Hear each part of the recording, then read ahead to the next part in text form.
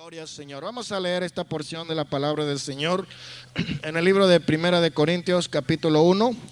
Y vamos a comenzar leyendo el verso 10 hasta el verso 17. Capítulo 1, verso 10 hasta el verso 17. Dice la Escritura de la siguiente manera: os ruego pues, hermanos, por el nombre de nuestro Señor Jesucristo, que habléis todos una misma cosa y que no haya entre vosotros divisiones, sino que estéis perfectamente unidos en una misma mente y en un mismo parecer. Porque he sido informado acerca de vosotros, hermanos míos, por los de Cloe, que hay entre vosotros contiendas. Quiero decir que cada uno de vosotros dice: yo soy de Pablo, yo soy de Apolos, yo de Cefas y yo de Cristo. ¿Acaso está dividido Cristo? ¿Fue crucificado Pablo por vosotros? ¿O fuisteis bautizados en el nombre de Pablo? Doy gracias a Dios de que a ninguno de vosotros he bautizado, sino a Crispo y a Gallo, para que ninguno diga que fuisteis bautizados en mi nombre. También bauticé a la familia de Estéfanas y de los demás, no sé si he bautizado a alguno otro. Pues no me envió Cristo a bautizar, sino a predicar el evangelio, no con sabiduría de palabras, para que no se haga vana la cruz de Cristo. Una vez más, Señor, nos presentamos delante de su presencia para que tú seas hablándonos en esta noche conforme a nuestras necesidades y conforme a tu voluntad. Se lo pedimos, Señor, en el nombre de nuestro Señor y nuestro Salvador Jesucristo. Amén. ¿Todos pueden decir amén? Gloria al Señor. Tengan la bondad de sentarse. Estamos continuando esta serie de estudios relacionados con la primera epístola del apóstol San Pablo a los Corintios. Y en esta noche tenemos un tema que es bastante importante, porque al introducir este capítulo estuvimos hablando acerca de la unidad de la iglesia de Dios. Y estuvimos enfatizando el hecho de que la iglesia es una institución universal. La iglesia de Dios está en todas partes, está formada por todos aquellos los que en cualquier lugar de la tierra invocan el nombre del Señor Jesús, Señor de ellos y Señor nuestro.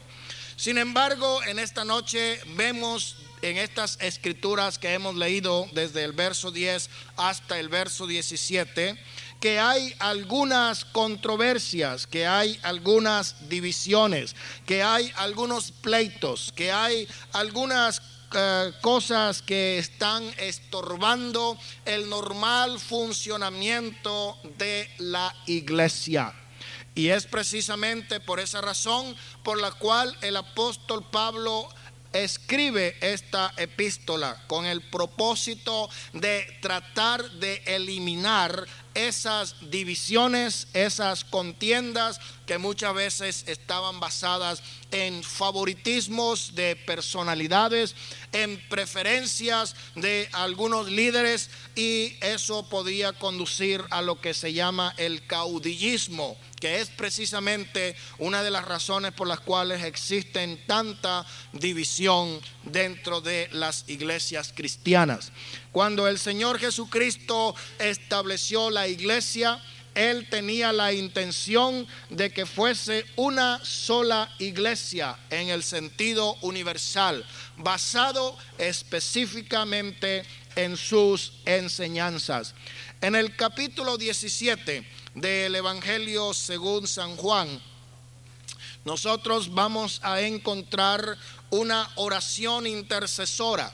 Esta es la oración que podríamos llamar pastoral de Cristo para con sus discípulos. Y Él está presentando aquí a sus más íntimos colaboradores, a sus discípulos que Él seleccionó, que Él entrenó y que Él llamó.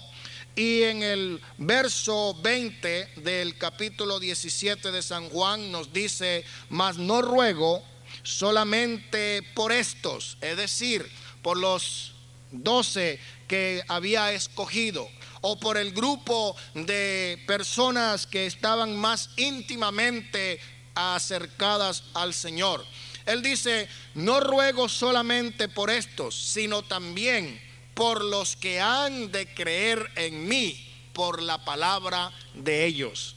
Aquí estaba el Señor rogando por nosotros, no solamente por los 12, no solamente tal vez por aquellos hermanos que tuvieron ese honroso privilegio, sino que dice por todos aquellos que han de creer en mí por el testimonio de ellos. Y el verso siguiente, que es el verso 21, nos dice para que todos sean uno. Aquí está hablando de una unidad absoluta, de un uno indivisible. No está diciendo para que sean uno en un sentido que no implique una unidad, una armonía perfecta. Él dice aquí para que todos sean ¿cuántos? Uno, como tú, oh Padre, en mí y yo en ti, para que también ellos sean uno en nosotros, para que el mundo crea que tú me enviaste. No nos olvidemos que el Señor en cierta oportunidad pudo contestar a la pregunta que le hizo aquel discípulo llamado Felipe cuando le dijo: muéstranos al Padre y nos basta. Y él contestó: tanto tiempo hace que estoy con vosotros y aún no me conoces, Felipe. El que me ha visto a mí ha visto el Padre, porque el Padre y yo uno solo somos. Cuando hablamos de esta unidad, estamos hablando de una unidad que es totalmente indivisible, de una unidad absoluta, de una unidad que no se puede compartir. Por eso el primer mandamiento del pueblo de Israel era considerado como la base de la doctrina de la fe judía. Es Deuteronomios capítulo 6 y verso 4, cuando dice: oye Israel, Jehová nuestro Dios, Jehová uno es. Esa palabra uno implica una unidad absoluta y una unidad indivisible. Dios no puede ser dividido, no puede ser dividido en partes. Por esa razón, cuando Jesús estaba intercediendo y diciendo para que sean uno como nosotros somos uno, no estaba hablando simplemente en el sentido de opinión o propósito, sino que estaba hablando de una unidad absoluta y una unidad orgánica. Sin embargo, hermanos queridos, siempre que nosotros tengamos que compartir o comunicar nuestras ideas, nuestras opiniones, nuestros propósitos, nuestros pensamientos con otras personas, van a haber diferencias. Las diferencias son partes esenciales de los seres humanos. ¿Por qué? Porque dos personas nunca podrán ser totalmente idénticas. Nunca se podrá encontrar personas que sean totalmente idénticos. Tal vez parecidos, pero nunca idénticos en todo. Es por eso que cada vez que hay dos personas que en comunicación, van a haber conflictos de opiniones, van a haber conflictos de valores, van a haber conflictos de propósitos, de objetivos. Y por esta razón nosotros podemos ver que aún en la iglesia primitiva, a pesar de que estaba muy fresca la enseñanza de los apóstoles y del mismo Señor Jesucristo, habían ciertas contiendas, habían ciertas divisiones. Quiero mostrarles en el capítulo 4 del libro de los Efesios cuál es el propósito del ministerio apostólico. Dice en el capítulo 4 y en el verso 11, hablando de Jesús: él mismo constituyó a unos apóstoles, a otros profetas, a otros evangelistas, a otros pastores y maestros. No todas las personas tienen el mismo talento, no todas las personas tienen el mismo don, no todas las personas tienen el mismo ministerio. No todas las personas son buenos para cantar o buenos músicos. No todas las personas son buenos para enseñar, porque el Señor repartió talentos a cada uno según a él le pareció. ¿Para qué? Para edificación del cuerpo de Cristo. Porque aquí en el verso 12 del capítulo 4 de Efesios continúa diciendo: a fin de perfeccionar a los santos para la obra del ministerio, para la edificación del cuerpo de Cristo. ¿Para qué está puesto el ministerio? Para perfeccionar a los santos, para enseñar, para instruir, para corregir, para educar con paciencia, con doctrina, con enseñanza. El verso 13 dice: hasta que todos lleguemos. ¿Cuál es la meta? ¿Cuál es el propósito? Que todos lleguemos a algo: a la unidad de la fe, a la unidad de la fe, a la unidad de la fe. Por eso la fe debe ser una. Nosotros podemos tener diferentes opiniones en cuanto a costumbres. En una oportunidad escuché a unas hermanas, estaban en la cocina trabajando en el talento, y la discusión que se estaba presentando era porque estaba una salvadoreña, una mexicana y una colombiana.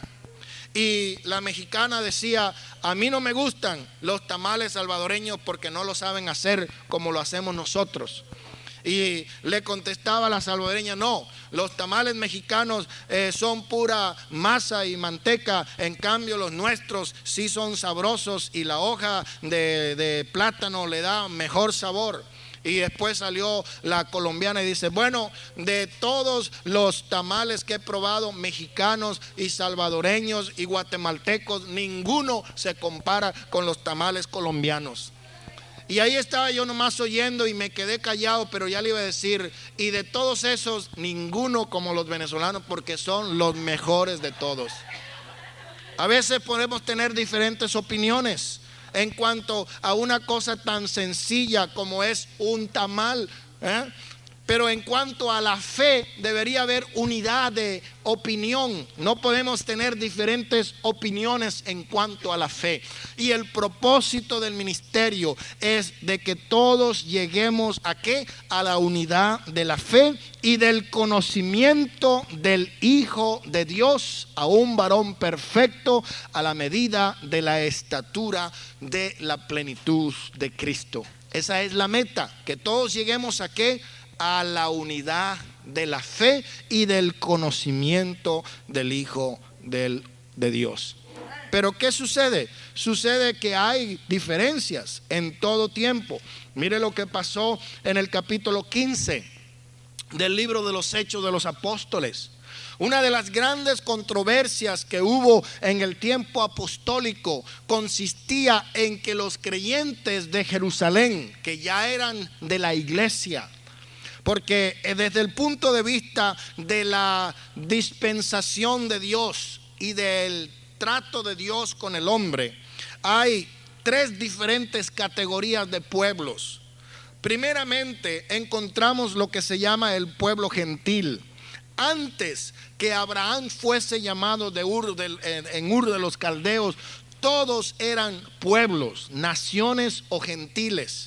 Pero a partir del llamamiento de Abraham y a partir de la promesa que Dios hizo a Abraham de que su descendencia iba a ser como las estrellas del cielo y como la arena del mar, y que de su descendencia que iba a ser bendita, bendeciría a todas las naciones de la tierra, Dios separó dos pueblos. Por un lado estaba el pueblo gentil, las naciones y los pueblos. Por otro lado estaba lo que se llama el pueblo hebreo, que también se conoce con el nombre de israelitas o judíos. A partir del llamamiento de Abraham, entonces habían estos dos pueblos: el pueblo judío, el pueblo hebreo, y por otro lado el pueblo gentil. Y había una gran división entre los dos pueblos. Pero cuando Cristo murió en la cruz del Calvario y resucitó de entre los muertos, Él llamó a otro pueblo y le dio otro pacto, otro testamento, otras promesas. Y es cuando se cumple en Efesios capítulo 2, que dice que de los dos que eran enemigos hizo un solo pueblo, borrando por medio de la cruz las enemistades que habían entre ellos. Quiere decir que a partir de la resurrección hay tres pueblos. Está el pueblo gentil, está el pueblo hebreo y está la iglesia. Y la iglesia está formada de gentiles y de judíos. Todos los que hayan sido llamados. Por eso Pablo, cuando escribía a los romanos, decía: no me avergüenzo del evangelio, porque es poder de Dios para salvación a todo aquel que cree, al judío primeramente, porque para ellos era la promesa, de ellos era la promulgación de la ley, el culto, el pacto. De ellos, según la carne, iba a venir Cristo, el cual es Dios sobre todas las cosas. Ellos tenían el privilegio. Sin embargo, la Biblia dice que a los suyos él vino y los suyos no le recibieron. Y por eso él también dijo: tengo otras ovejas que no son de este rebaño. Ellos oirán mi voz. Y la palabra del Señor en cierta forma nos está señalando el misterio que Pablo más adelante iba a predicar. Y era que la iglesia no iba a estar formada solamente de hebreos o judíos, sino que iba a estar también formada de gentiles. Hoy día la iglesia cristiana es predominantemente gentil o constituida por gentiles. ¿Por qué? Porque el pueblo de Israel no conoció el tiempo de su visitación. Ahora, ¿por qué estoy presentando este panorama, esta introducción? Simplemente porque cuando la iglesia comenzó en Jerusalén, estaba dominada predominantemente por judíos que se habían convertido al cristianismo, que habían aceptado las doctrinas del Señor Jesucristo. Pero para los judíos todavía era necesario seguir con los ritos de la ley. Era necesario seguir con lo que se conocía con el nombre de la circuncisión, que consistía en cortar el prepucio del macho generalmente a los 8 días de nacido. O aquellos que eran gentiles y se convertían al judaísmo, se le llamaban con el nombre de prosélitos. Un prosélito era un gentil convertido al judaísmo. También se le obligaba a circuncidarse. Ellos tenían que guardar las costumbres, los ritos de la ley. Y la iglesia que estaba en Jerusalén, que era predominantemente judía, todavía seguía enseñando esos ritos como parte del cristianismo. Pero cuando Pablo fue llamado por Dios en el camino que conduce hacia Damasco, y allí él pudo ver, conocer la revelación de Dios, y luego él estuvo en Arabia y allí él recibió más revelación. Él, aunque era un fariseo de fariseos, de la secta más estricta en cuanto a guardar las costumbres y los ritos de la ley, él entendió que la salvación era por gracia y no por las obras de la ley. Y por eso él comenzó a predicar un evangelio que aparentemente era diferente. Y por esta razón se presentaron ciertas controversias, se presentaron ciertas divisiones, se presentaron ciertos problemas. ¿Por qué? Porque los creyentes que Pablo ganaba para el Señor del mundo gentil no los obligaba a circuncidarse y a guardar los ritos de la ley. Entonces los que estaban en Jerusalén decían: esos no son verdaderos cristianos, porque no se circuncidan y no guardan los pactos y los ritos de Moisés. Y ahí fue donde estuvo el primer problema. Y eso llevó a lo que se llama el Concilio de Jerusalén. En el capítulo 15 del libro de los Hechos, nos dice el verso 2: como Pablo y Bernabé tuviesen una discusión. Oiga bien, la palabra aquí no solamente es una diferente opinión, sino que discutieron. Hermanos, aquí vemos a Pablo y Bernabé discutiendo, y no solamente discutiendo, sino que contendiendo, porque ellos tenían una discusión y una contienda. Ahora, más adelante también en el libro de Corintios encontramos una escritura que nos dice que si alguno quiere ser contencioso, nosotros no tenemos esas costumbres, ni tampoco la iglesia de Dios. Pero también encontramos otra escritura que nos dice: contended ardientemente por la fe que una vez fue dada a los santos.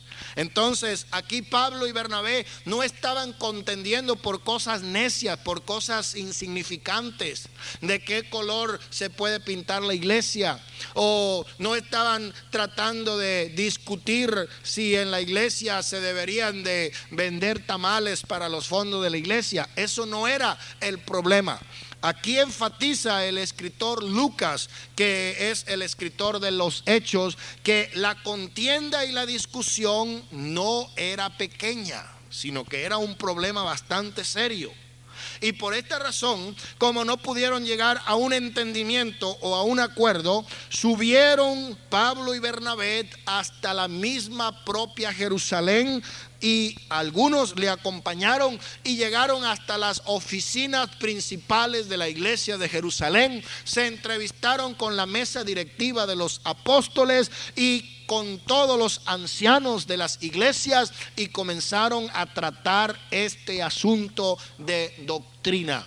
Es necesario que los gentiles se circunciden y guarden la ley para poder ser cristianos. Ese era el tema de debate en el concilio de Jerusalén. Y yo me imagino que habían personas en pro y habían personas en contra.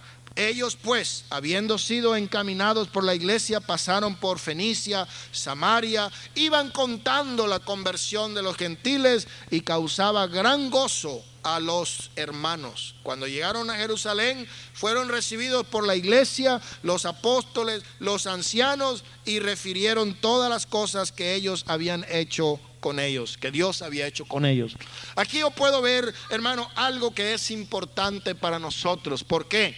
Porque a pesar de que los hermanos en Jerusalén sabían que estos hermanos tenían una doctrina diferente en cuanto a la circuncisión y a la ley, por eso no los rechazaron, por eso no le cerraron la puerta, por eso no le negaron la amistad, sino que se portaron atentos con ellos, los recibieron, la iglesia los recibió. Hay algunos que dicen: bueno, si alguien viene a ti y no trae esta doctrina, no le recibáis, no le digáis bienvenido, ni coman con ellos, ni le dé la mano, ni le diga hermano. Estaba hablando con una persona hace poco acerca de una iglesia en México, y dice: cuando alguna persona fracasa espiritualmente en esta iglesia, toda la iglesia le voltea la espalda, nadie le saluda, nadie le habla, nadie lo llama, nadie lo toma en cuenta. Es como si no lo hubiesen conocido nunca, le ignoran, y si va a la iglesia le dan la espalda. Y yo dije: bueno, es algo totalmente contrario a lo que la palabra de Dios dice. Y me decía esta persona: no, es que en esa iglesia son muy estrictos, tienen una disciplina muy severa. Y dice: por muy severa que sea la palabra de Dios, están haciendo todo lo contrario. Porque la Biblia nos enseña y nos amonesta que vosotros que se consideran fuertes debéis de ayudar a los que están débiles. Y si alguien se hubiese descarriado del camino y otro lo rescata, dice la Biblia, habrá salvado un alma del infierno y cubierto multitud de pecados. El tiempo cuando más necesita una persona la ayuda es precisamente cuando está en esas condiciones. Amén. Y no debíamos nosotros darle la espalda y decirle: ya no te puedo hablar, ya no te puedo saludar, ya no te puedo decir que Dios te ama y que te arrepientas, sino que es cuando más la persona necesita que usted le diga: estoy orando por ti, yo sé que estás pasando por pruebas, pero yo siempre estoy pendiente de orar por ti para que Dios te saque de ese problema que tienes y te levantes, y yo pueda volverte a ver a ti en la iglesia como siempre. Amén. Pero aquí vemos, hermano, que los hermanos de la iglesia de Jerusalén, los principales, los apóstoles, los ancianos y toda la iglesia los recibieron y se gozaban al saber lo que Dios estaba haciendo con ellos. Sin embargo, habían algunos todavía de la secta de los fariseos que seguían insistiendo: hay que circuncidarlos, hay que mandarles a guardar la ley. Aquí es donde puedo ver yo la división de la iglesia primitiva. Pero la Biblia dice que se reunieron los apóstoles y los ancianos para tratar ese asunto. Y después que ellos discutieron bastante, después que estuvieron presentando los pros y los contras y las escrituras y las experiencias, al final de mucha discusión, yo no sé cuántos días, cuántas horas, pero me imagino que esto fue para largo rato, Pedro, que era el presidente de la directiva, se levantó y dijo: varones hermanos, vosotros sabéis como hace algún tiempo Dios escogió que los gentiles oyesen por mi boca. ¿Cuándo fue eso? Eso fue en el capítulo 10, cuando el Señor le mostró una visión a Pedro y le mostró un lienzo lleno de animales inmundos, y Dios le dijo: mata y come. Y él dijo: nunca ha entrado en mi boca cosa inmunda. Y el Señor le dijo: lo que yo he limpiado no lo llames tú inmundo. Y eso se estaba refiriendo a que ya lo iban a buscar allí unos que venían preguntando por él para que fuese a la casa de Cornelio, un centurión romano gentil que estaba esperando que le llevara el mensaje. Y cuando Dios mismo le reveló a Pedro que tenía que ir, él fue de mala gana. Y cuando llegó a la casa del gentil, lo primero que le dice es: tú sabes que para nosotros los judíos es abominable entrar en la casa de un gentil, pero Dios me ha mostrado que lo que Él ha limpiado yo no lo tengo por qué llamar inmundo. Lo que Dios ha limpiado, nadie tiene derecho a llamarlo inmundo. Y él dijo: ahora me doy cuenta que Dios no hace acepción de personas, sino que Él se agrada de aquellos que en cualquier lugar le invocan. Entonces Pedro había tenido la experiencia. ¿Por qué? Porque él recibió las llaves del reino. Las llaves para abrir el reino a los gentiles la usó, a los judíos la usó en el capítulo 2 del libro de los Hechos. Amén. Y para los gentiles la usó en el capítulo 10 del libro de los Hechos. Y también él abrió las llaves en el capítulo, dio las llaves en el capítulo 8 cuando abrió las puertas para los samaritanos. Entonces fue testigo de que los hebreos, los samaritanos, que eran enemigos de los hebreos, porque cuando la mujer samaritana oyó que Jesús le habló: ¿cómo tú, siendo judío, me diriges la voz a mí que soy mujer samaritana? Porque entre nosotros no hay trato. Pero para el Señor no había excepción de personas. Él llamó al judío, al samaritano y al gentil. Y por eso Pedro dice aquí: ustedes saben cómo Dios escogió que los gentiles oyesen por mi boca la palabra del evangelio y creyesen. Y Dios, que conoce los corazones, les dio testimonio dándoles el Espíritu Santo, lo mismo que a nosotros. Y ninguna diferencia hizo entre nosotros y ellos, purificando por la fe sus corazones. Ahora pues, ¿por qué tentáis a Dios poniendo otra vez la cerviz de los discípulos, sobre la cerviz de los discípulos, un yugo que ni siquiera nuestros padres ni nosotros hemos podido llevar? Estoy mostrando esto, hermano, porque hubo una gran controversia. Y el apóstol Pedro defendió la causa de que no era necesario que los gentiles se circuncidaran y guardaran la ley. Lo único que ellos aceptaron era que se abstuviese de fornicación, que se abstuviesen de comer carne de ahogado y sacrificado a los ídolos, sangre. Entonces es como lo que llaman algunos morcillas, yo no sé cómo la llaman en algunos lugares, que son tripas rellenas con sangre.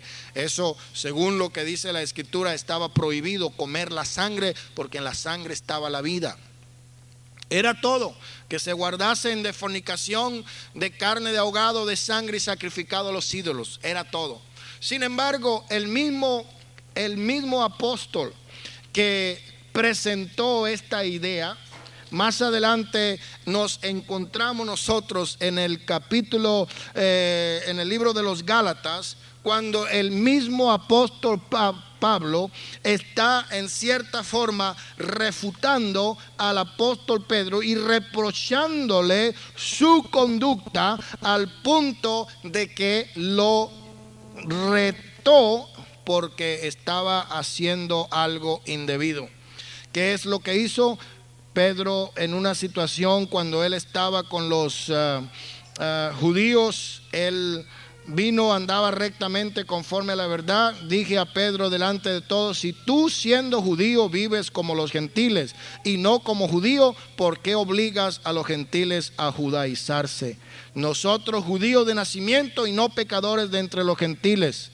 Y ahí vemos, hermano, que hubo todavía, después del concilio de Jerusalén, donde se llegó a este acuerdo, hubieron ciertas discrepancias, porque Pedro en cierta oportunidad, él se hizo al lado del partido de los judaizantes, y él empezó a enseñar lo que antes había negado, de que los gentiles tenían que circuncidarse y guardar la ley.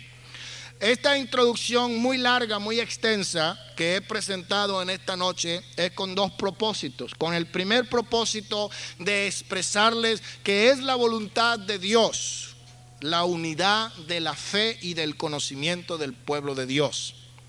Es el propósito de Dios que todos hablemos una misma cosa. Es el propósito de Dios que todos sintamos una misma cosa. Es el propósito de Dios que todos adoremos al mismo Dios. Amén. Pero hay momentos en que vamos a encontrar estas divisiones, estos contrastes, vamos a encontrar estas discrepancias, vamos a encontrar estos problemas.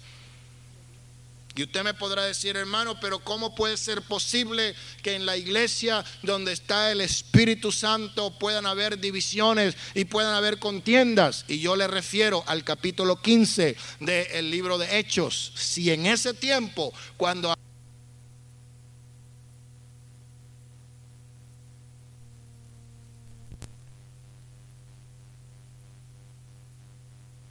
viviendo en días peligrosos. Por eso, mis hermanos queridos, ninguno va a encontrar lo que podríamos llamar la iglesia ideal, la iglesia perfecta.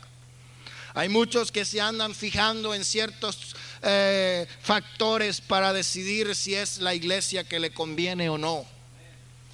Hay muchos que andan buscando una congregación que sea perfecta, que pueda satisfacer todas sus demandas y todas sus exigencias, pero no las hay. En ninguna parte usted va a conseguir un pastor perfecto, en ninguna parte usted va a conseguir una iglesia perfecta, porque perfecto solamente es Cristo. Y cuando nosotros ponemos la mirada en el hombre, fracasamos. Cuando ponemos la mirada en lo material, fracasamos.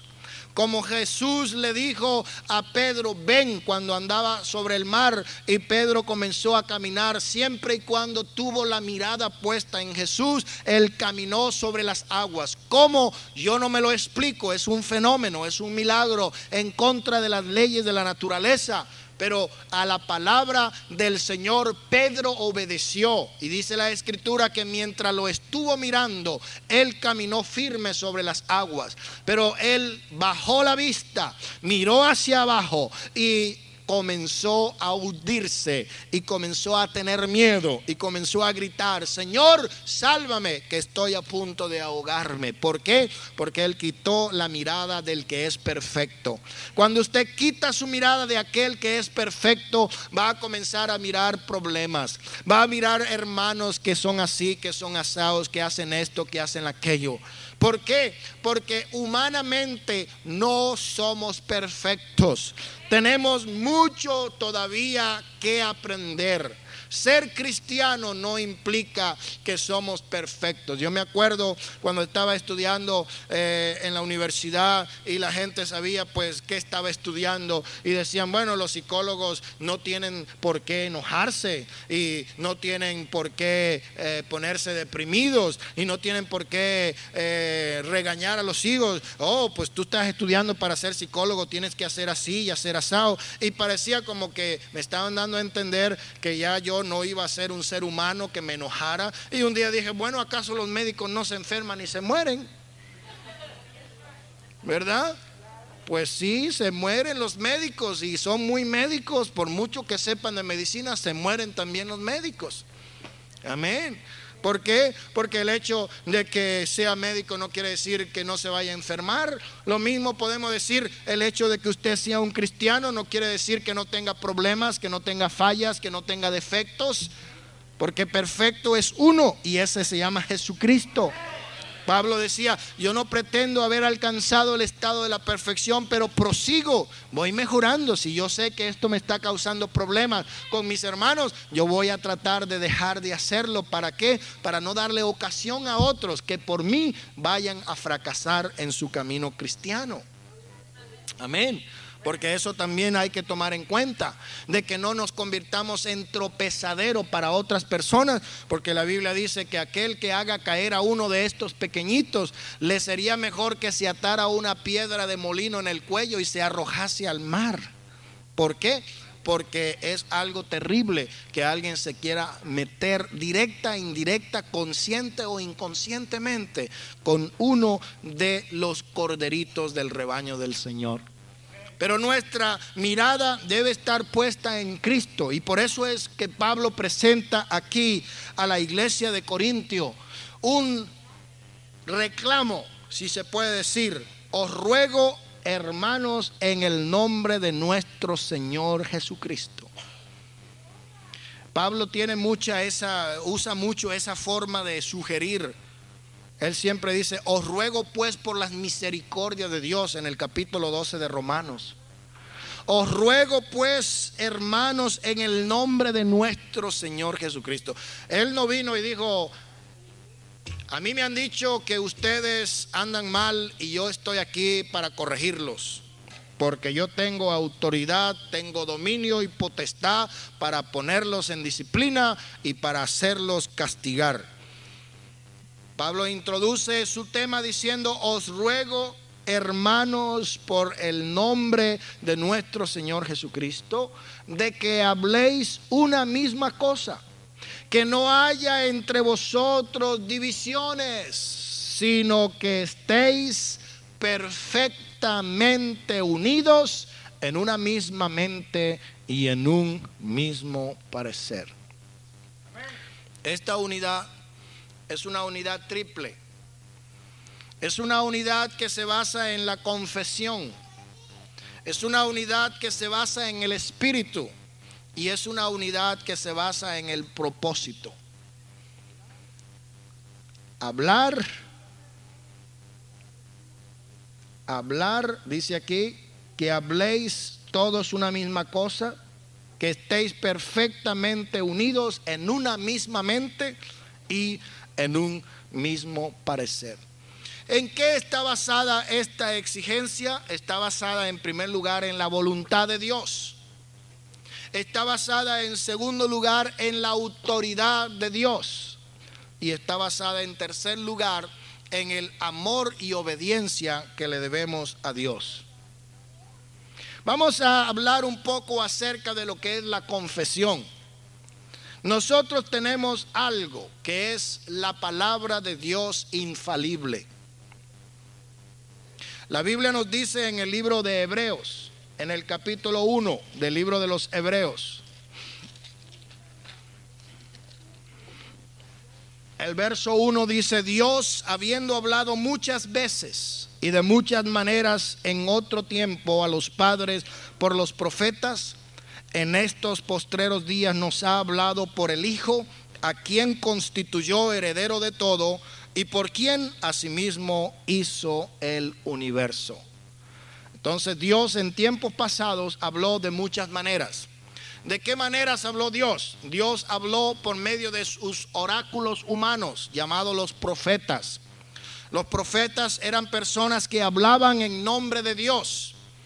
Por eso decían los profetas: he aquí vino a mí palabra de Jehová diciendo. Dios habló por medio de estos profetas, por medio de estos hombres. Ellos escribieron, ellos dejaron un documento que hoy día nosotros lo tenemos como parte de la Biblia y se llama el Antiguo Testamento.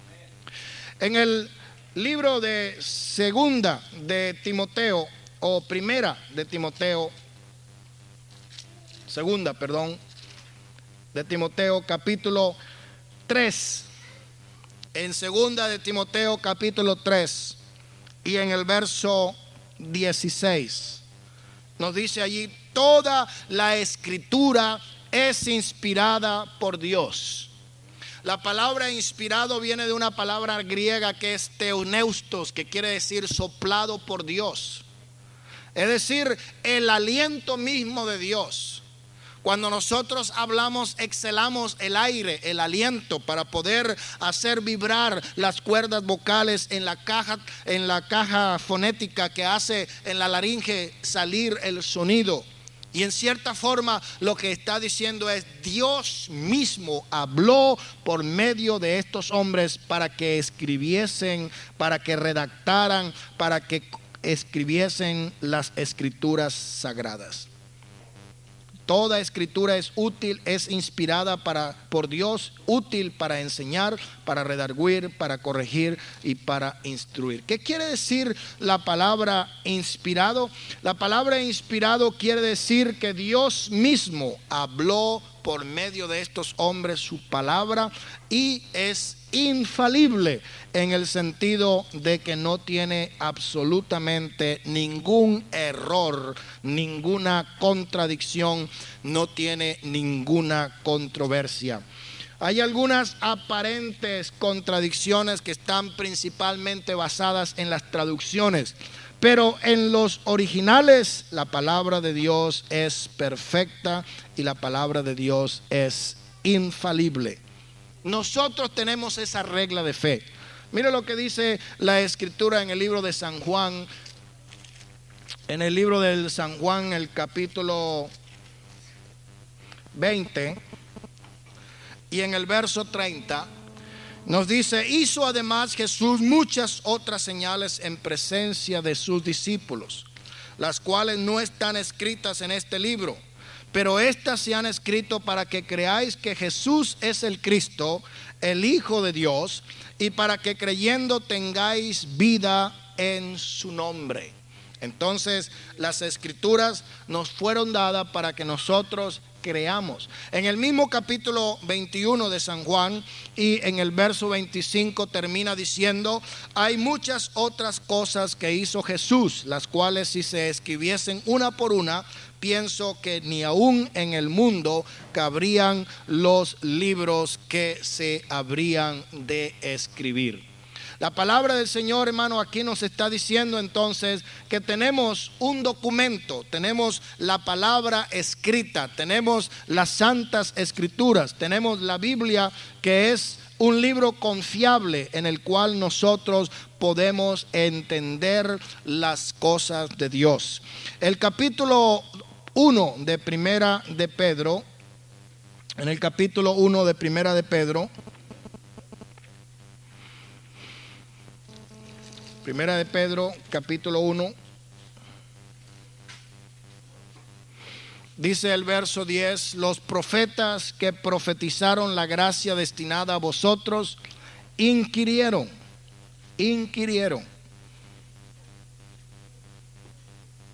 y diligentemente indagaron acerca de esta salvación, escudriñando qué persona y qué tiempo indicaba el Espíritu de Cristo que estaba en ellos, el cual anunciaba de antemano los sufrimientos de Cristo y las glorias que vendrían tras de ellos. A esto se les reveló qué cosa que no era para ellos. Aleluya. Nosotros, hermanos, tenemos lo que se llama la palabra profética más segura a la cual hacemos bien en estar atentos. La palabra de Dios es infalible, es la única regla de fe. Por eso el libro de Gálatas también nos habla en el capítulo 1 de este libro de Gálatas, capítulo 1, y en el verso 6 nos dice: estoy maravillado de que tan pronto os hayáis alejado del que os llamó por la gracia de Cristo para seguir, ¿qué cosa? Un evangelio diferente. No es que haya otros, sino que hay algunos que os perturban y quieren pervertir el evangelio de Cristo. Mas si a uno de nosotros o un ángel del cielo os anunciare otro evangelio diferente del que os hemos anunciado, sea anatema. Como antes hemos dicho, también ahora lo repito: si alguno os predica evangelio diferente del que habéis recibido, sea anatema. Entonces, ¿en qué se basan las diferencias? ¿En qué se basan las divisiones? ¿En qué se basan estas contiendas que estaban trayendo división a la iglesia de Corintio? Más que todo se estaba basando en interpretaciones personales de algunas doctrinas, y también se estaba basando en algo que podríamos llamar caudillismo o preferencia.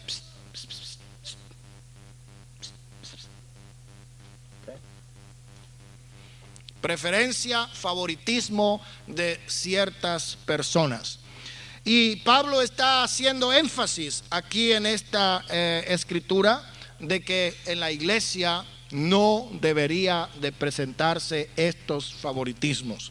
Él mismo se está considerando a sí mismo como un siervo. Él se está considerando a sí mismo como un colaborador con Cristo. Él, aunque en ciertas ocasiones exige la autoridad como apóstol, la mayor parte de las veces él se presenta como un hermano, como un consiervo, como una persona que está al mismo nivel de las demás personas. En el verso 11 nos dice: he sido informado acerca de vosotros, hermanos míos, por los de Cloé, que hay entre vosotros contiendas. Yo me imagino que una noticia de esta, bien sea que se la hayan enviado por carta, porque en el capítulo 7 él dice: en cuanto a las cosas que me escribisteis. Parece que él recibió esta información, y en esta información le decía: hay problemas en la iglesia. Una de las cosas que más comúnmente se presenta cuando estamos en cierta posición de liderazgo es precisamente eso. Cuando yo estaba en Venezuela, tenía un pastor que estaba trabajando en otra ciudad, y generalmente entre las 11:30, las 12 de la noche, después que él se desocupaba, después que él terminaba el culto, después que él repartía a los hermanos, entonces iba a la caseta de teléfonos y me llamaba a veces a las 12 de la noche, a veces a las 12:30, ya estaba dormido, y generalmente nunca me daba una buena noticia. Siempre me estaba presentando problemas. Pues fíjese que el hermano fulano esto y la hermana aquella esto, y ¿qué me opina usted de esta situación? Y hermano, tengo este problema con esta cosa, ¿qué me aconseja usted? Y todo el tiempo él era presentándome sus problemas, sus quejas, para que yo le diera consejo. Y un día le dije: hermano, si usted no tiene nada bueno que decirme, no me llame a las 12 o a las 12:30 de la noche, porque me desvela. Después que me dan una noticia mala, ya no me dormía más, eran las 3, las 4 de la mañana, y estaba yo despierto, y el otro me imagino que así estaba bien dormido ahí en su chinchorro, en su hamaca o como lo llaman, y yo acá preocupado por el problema que me acababan de presentar. Y así sucede con todas las personas. Hay problemas en todas las iglesias. Es difícil que no suceda un problema de vez en cuando. Ahora depende también de la madurez del ministerio, porque como los recién casados tienen problemitas, de una vez van y llaman a la mamá: pues mira, mamá, que este fulano me hizo esto y me dijo aquello, y ¿cómo la ves? ¿Y qué le hago? Y todo el tiempo andan tratando de buscar apoyo. Así son muchos pastores nuevos, no tienen experiencia y madurez para resolver sus propios problemas, y siempre apelan a sus superiores. Pero gracias a Dios, hermanos, que la iglesia del Señor tiene diferentes modos, mecanismos como tratar estos problemas. Y cuando le presentaron al apóstol Pablo estas quejas, yo me imagino que se haya sentido bastante afligido, bastante triste, porque eso es lo que él presenta más adelante cuando dice que quien se aflige yo no me aflijo, quien sufre yo no sufro. Él sentía todas estas cosas que estaban pasando en carne propia. Cuando él habla acerca de sus naufragios y acerca de los azotes y acerca de los peligros y acerca de los asaltos y de las pedradas y todo lo que le habían dado, termina todo diciendo, y lo que es peor, por encima de todo esto, la preocupación por las iglesias. Él era un hombre que se preocupaba por las iglesias. De otra manera, no le hubiera importado que la iglesia anduviese como estuviese, pero él tenía interés en la iglesia. ¿Sabe por qué? Porque él más adelante dice, me he esforzado en presentaros delante de Dios como una virgen, desposada delante de Dios con Cristo como una virgen. ¿Ve? Él se esforzaba por presentarle a Cristo una iglesia sin mancha, sin arruga. Por eso él contesta esta carta y dice, quiero decir a cada uno de ustedes, ¿cuál era el principal problema? Algunos decían, bueno, yo soy del partido de Pablo. Yo estoy de acuerdo con él porque él es un hombre muy educado, él tiene mucha educación, él fue educado a los pies de Gamaliel, él es políglota, habla varios idiomas, habla el hebreo perfectamente, habla el griego, habla el latín, qué sé yo cuántos idiomas más habla. Es una persona que se puede presentar delante de un magistrado, de un rey y hablarle en su propio nivel. Y Apolos es un hombre muy erudito, es un hombre muy elocuente y ese es mi mero y a ese es que yo sigo porque realmente este hermano tiene mucho de Dios. Y otros decían, bueno, pues Cefas es un hermano que no tuvo mucha escuela, apenas llegó a la primaria y eso apurado, y a lo mejor hasta repitió el tercer grado 2 veces, yo no sé, pero él tenía un precioso ministerio de parte de Dios. Él había estado con el maestro, él había aprendido con él. Y la Biblia dice que cuando Pedro hablaba, la gente se quedaba perpleja, maravillada, atónita, estupefactos, boca abierta y ojos grandes, porque decían, ¿de dónde aprendió este hombre tanta sabiduría? Y decían, este tuvo que haber estado con Jesús, porque hasta habla como él, hasta lo imita, hasta parece como que estuviéramos viendo al mismo Jesús, porque él había estado en la escuela del maestro. De manera, hermanos queridos, que podemos ver aquí que cada uno tenía sus méritos personales, cada uno tenía sus dones, cada uno tenía sus talentos, cada uno tenía su, podríamos decir, su ministerio.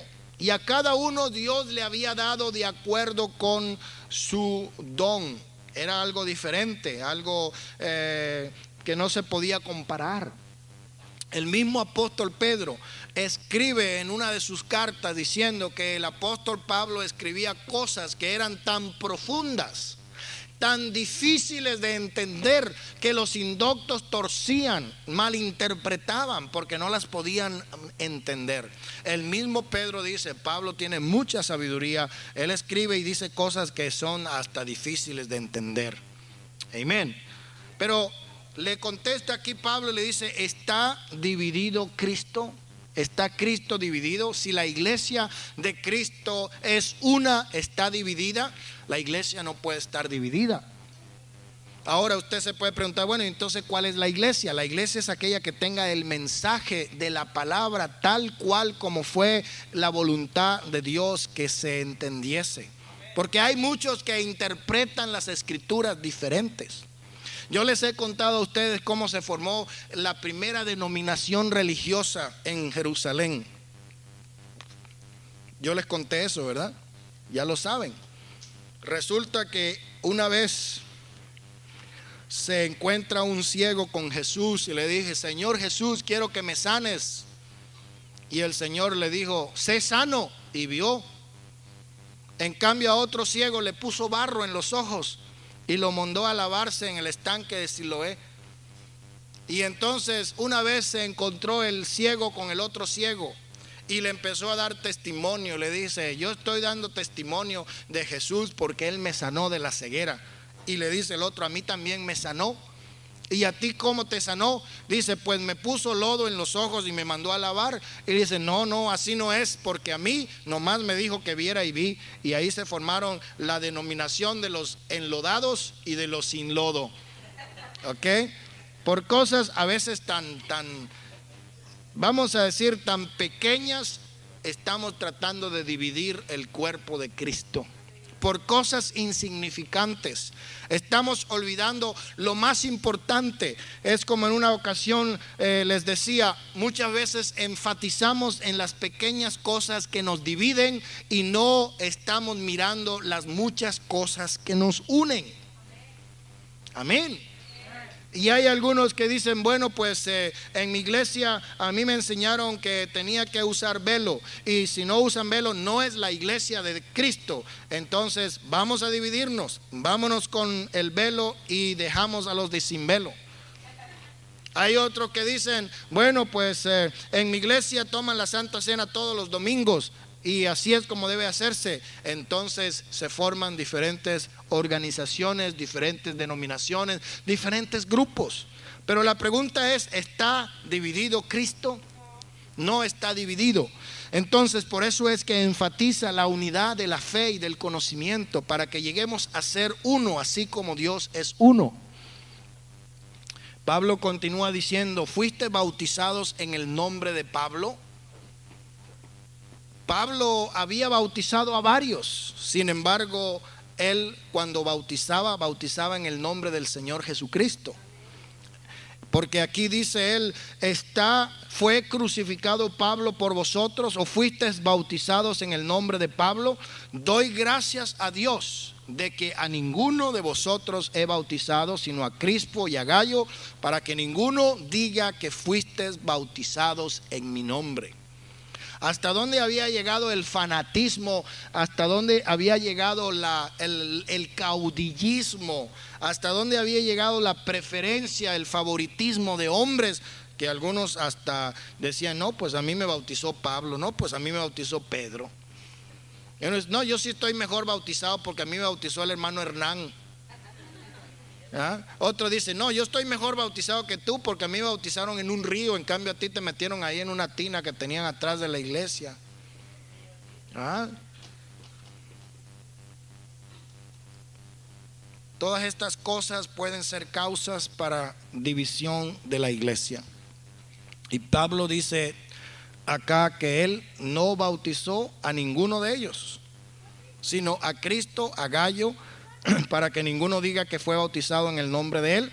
También bauticé a la familia de Estéfanas. De los demás no sé si he bautizado a algún otro, pues no me envió Cristo a bautizar, sino a predicar el evangelio, no con sabiduría de palabras, para que no se haga vana la cruz de Cristo. Quiero terminar diciendo algo: que muchas personas utilizan este último versículo para decir: el bautismo no es necesario, no es importante, porque Pablo dijo que él no fue enviado por Cristo a bautizar.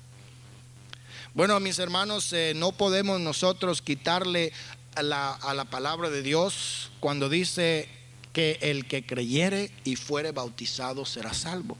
Y por todo el mundo y predicad el evangelio a toda criatura. El que creyere y fuere bautizado será salvo. El bautismo es algo importante en el plan de Dios, en la economía de la redención de Dios. Es algo que es importante, que es indispensable. Y por el hecho de que Pablo dijo: bueno, pues no me envió Cristo a bautizar, me envió a predicar. Ahora, supuestamente después que la gente acepta el evangelio de Cristo, se bautiza. Amén. Porque tampoco Jesús bautizaba. Dice la Biblia que Jesús bautizaba más discípulos que Juan. Y luego dice: aunque Jesús no bautizaba, sino sus discípulos. Él no se metía a bautizar, pero lo estaban haciendo en el nombre de él. Es posible que Pablo no se metía al agua a bautizarlos, pero tenía sus ayudantes, sus colaboradores que sí lo hacían. Amén.